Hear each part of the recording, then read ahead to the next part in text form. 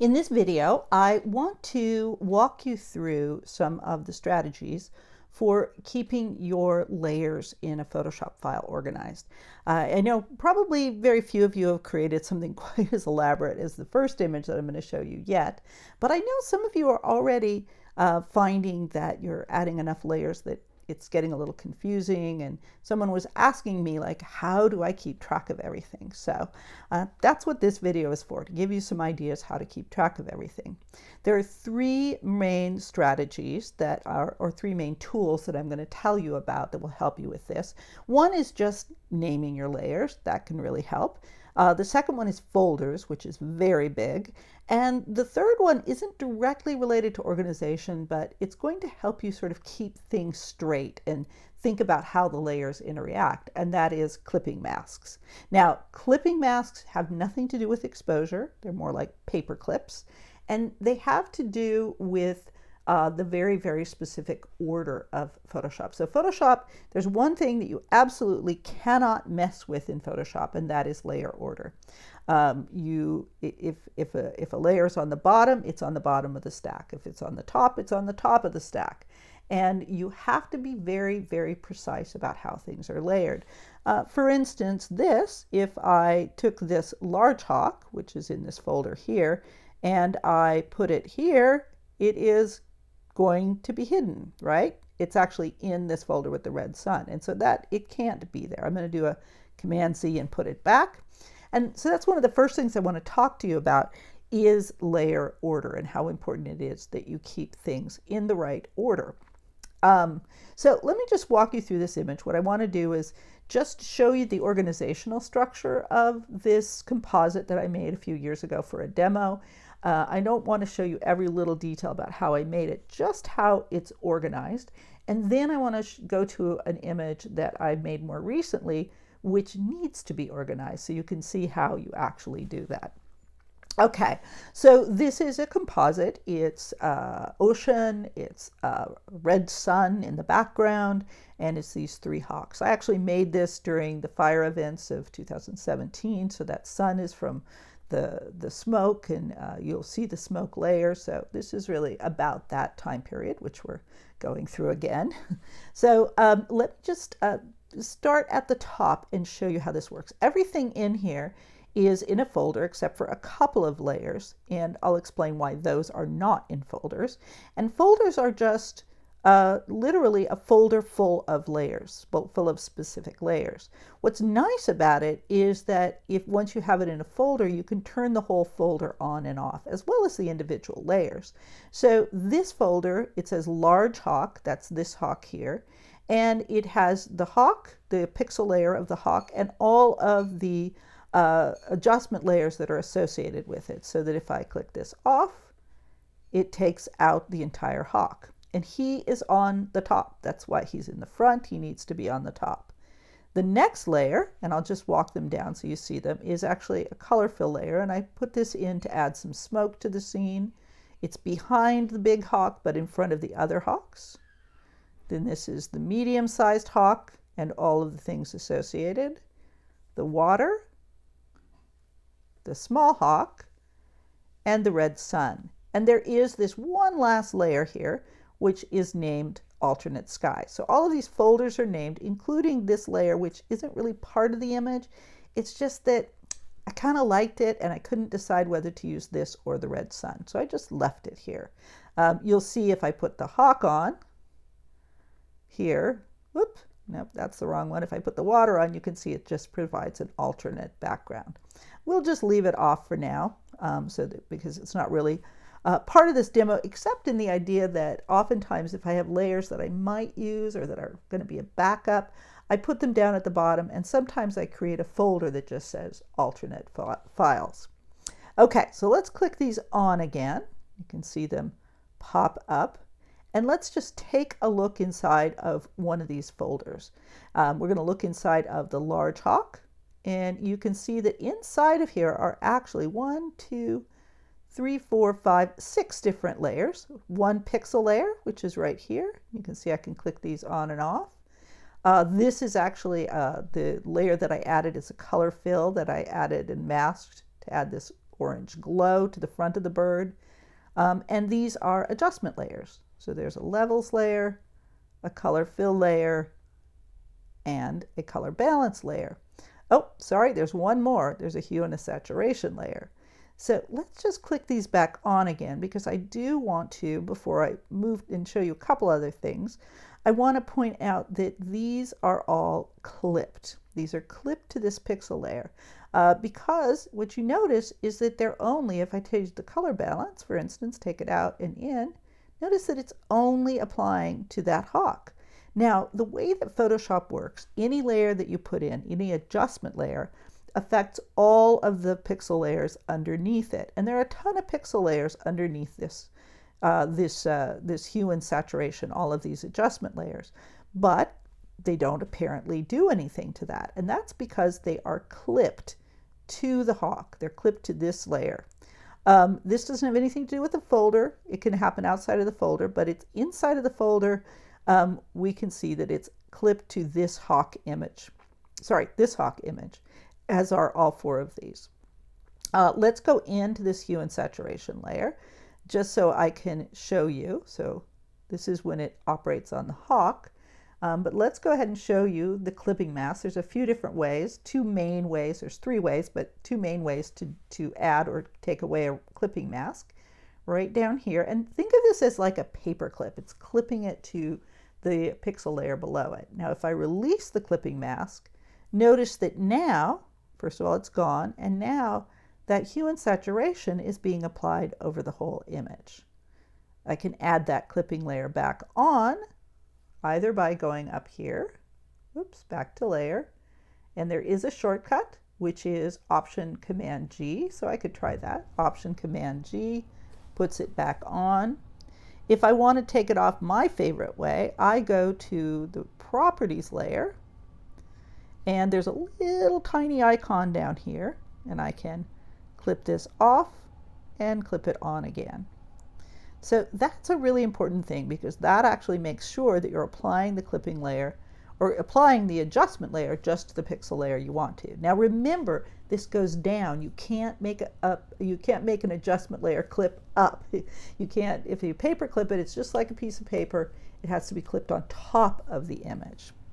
Okay, so this is not in a folder because I actually do want it to apply not to the large hawk, but everything underneath. And everything else, of course, actually also has that organization. I actually started organizing this, this particular image when I realized it was getting out of hand. And that's often what happens to me. I start working on an image, I don't know how complicated it's going to be, and at a certain point I go, whoa, I got to stop and get some stuff into folders and name it and make sure that I can find my way around. With this one, as soon as I made these three different hawks and I was applying some of the same, I wanted to apply different adjustment layers to each hawk, it started to get extremely confusing. So I named the hawks and then I put them into folders with their adjustments. Now you do notice down here, it's the last thing I'll point out before I go to the other image, is that this and the red sun, these are not clipped. And the reason they aren't is I could, but they don't have to be, because the only thing underneath them is the red sun. Well, there's also the alternate sky, but I actually am fine with that. If I have the alternate sky on, it will apply to the alternate sky, but I rather like that, right? So there you go. Clipping layers, naming, and groups. And I'm going to show you how to do all three when we go to this other image. Now, one last thing before I go, notice that I actually tend to only label my pixel layers and not my adjustment layers, because I want to remember what they are. They have the icon, but I want to remember. Other people do it differently. This is a matter of personal choice and what keeps you straight. Okay, so let's go to this other layer. This is a more recent image that I'm not finished with. I still have quite a lot to do with it, but it already has a ton of layers, as you can see. And none of them are named, and it's getting a little confusing trying to keep track of everything. Now remember that the order always applies. So if I want to start grouping these, I'm going to start doing it either from the bottom up or the top down. I'm going to do the top down. So you can see that these two adjustment layers are clipped to this pixel layer. So which one is it? Oh, it's this big pink petal in the front. Okay, and these are the adjustment layers. So let's just start by putting these into a folder. Well, let's do that second. First, I'm going to name this. I'm going to call this big front petal. You know, and I often have these sort of obvious names, but when I see something that says big front petal, I know that that's what it is, right? Okay, and then I'm going to add a group. I've named that. And I'm just going to add a folder here, which is called a group, but it's a folder. And it's right up here. And I'm going to call this big pink petal, big front petal. Is that what I called it? I can call it the same thing. I could call it something different if I decide to add other petals or other layers. But right now I'm just going to call it big front petal. And I'm just going to grab these three, not this one. This one isn't part of it. I'm just going to grab these three and just drop them into there. And close it up. And now those are sort of out of the way for the next little while. Now this next set, this is kind of interesting. These are not clipped. And one of the reasons they're not clipped is because as we go back in the image, right now I'm fine with the next adjustment layers applying to everything. So if you see, this is the hue and saturation, and I wanted it to apply to the next set of petals and flowers and everything behind it. So that's fine. There is something odd going on here, and that is that I actually have, if I click these two off, you see nothing happens, and that's because these are three identical layers. I made duplicates because I plan to pull them out and do other things with them, but they're all still stacked on top of each other for right now. And since I don't know what I'm going to do with them yet, I just want to leave them all there. This one is this layer, and it's the same flower, it's just a different size. This applies to what's below it, so it's not part of it. So I want to do two things again. I'm going to rename all of these layers, and I'm going to call them purple petal.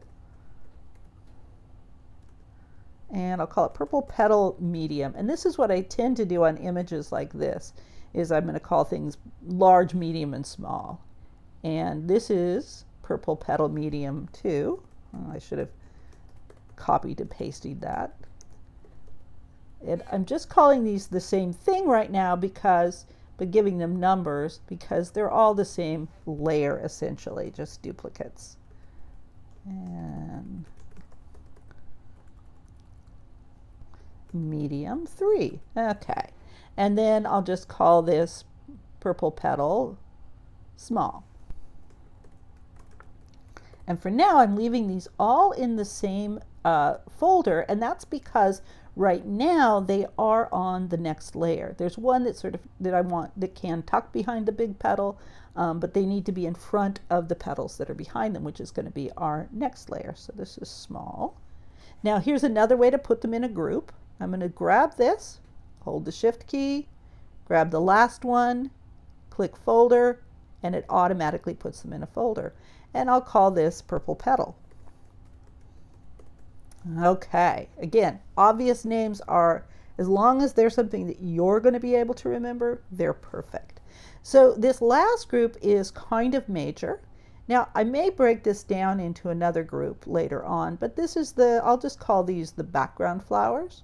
So again, I won't rename them now, but eventually I'm going to go in and rename all of these. But I'm going to put them into another group, and I'm going to call them background flowers. Now, background is not quite what I want, but I'm going to stick with that. I'll call them back flowers because they're at the back. Okay. Because this next one is the background layer. It says it's layer 1 right now, but it's actually the background layer. Now you can see I have a color fill layer in there.